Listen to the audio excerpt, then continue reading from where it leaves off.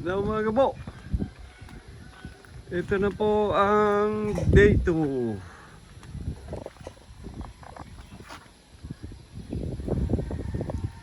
Ito po natin.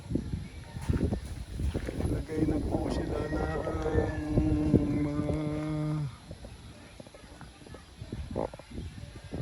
bakal na pampormas, puting. Ayan po, naputingan na po. Ayan po ang ating day 2.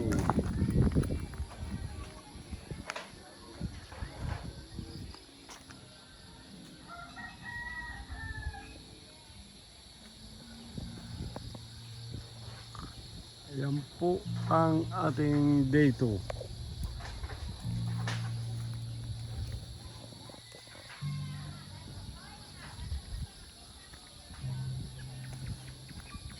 Ayan po ang ating dito. Napakabilis po nila magtrabaho.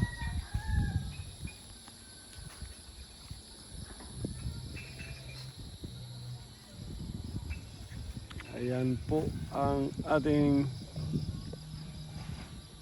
dito.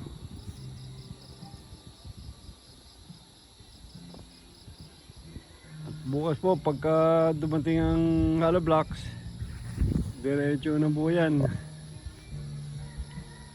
Asintada lang po.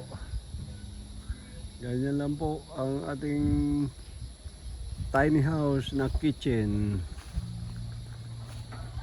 Kailangan po ay matamat tayo para makarami.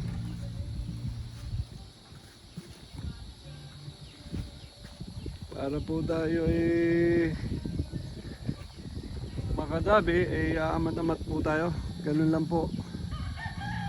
Kailangan po ay may maumpisan dahil para may matatapos.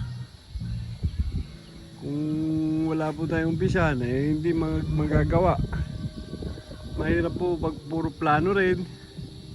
Kailangan po talaga eh tatrabahuin at gagawin. Ayan po. Kaya po yung